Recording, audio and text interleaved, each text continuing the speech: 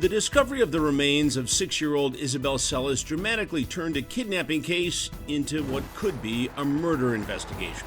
We appreciate the fact that this case has been very traumatic, not only for the family and friends of the family, but also for the entire larger community. Cops keep details of their investigation under wraps, but they say the discovery of Isabel's remains in the desert was not by happenstance. After Isabel was snatched from her bedroom, investigators have been looking at everyone close to her, even her own family. It feels like the investigation has never gone any further than right here. That's what is so frustrating. That frustration drove Isabel's parents, Sergio and Becky Celis, to hire a private investigator. His name is Jerry SNYDER, and the person he believes to be the prime suspect, a shocker.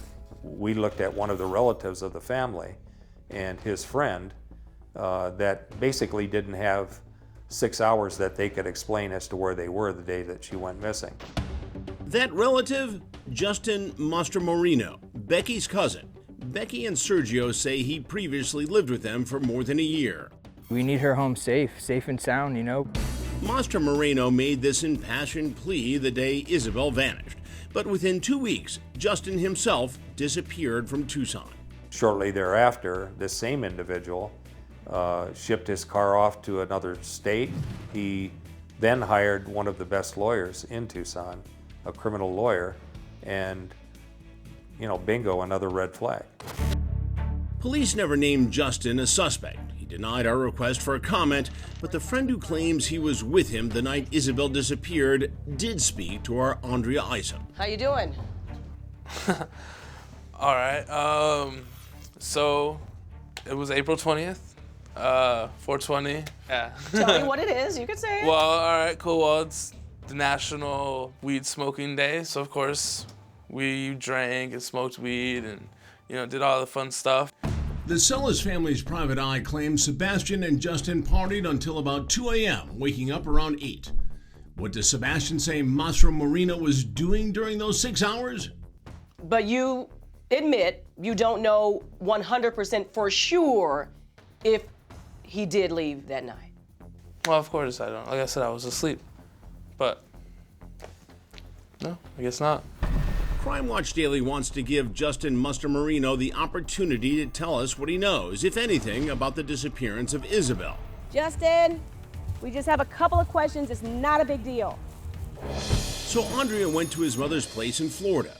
That's where the Celis family PI says he shipped his Jeep. This is the house. This is Mom's house.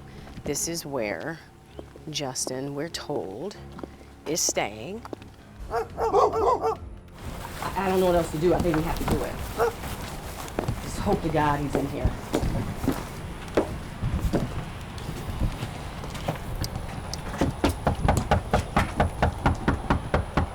We tried every door, no response.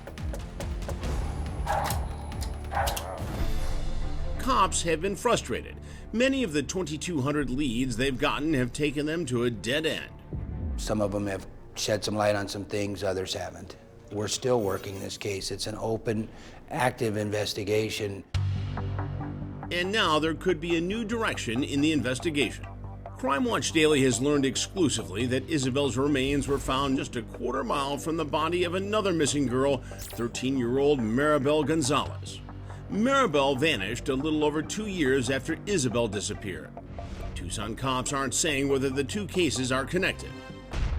After the terrified community learned that Isabel was dead, friends and neighbors held a candlelight vigil. She's a little girl, and we all have kids. Every year I would tell my husband, tell my family, you know, we would just talk about it and really just pray one day she would make it back home. But Isabel never came home.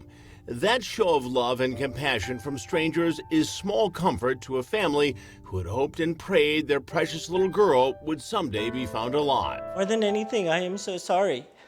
I am so sorry I couldn't protect you. I wasn't there. I wasn't there to stop this from happening to you. I'm so sorry. I'm so sorry. Please.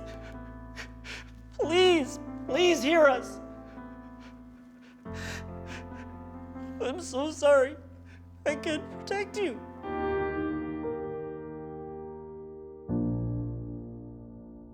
Police say they won't release any more details on the case because they fear the, quote, unintended consequences it could have on the investigation. Detectives did, however, ask anyone with information to call 520-882-7463. Callers can remain anonymous.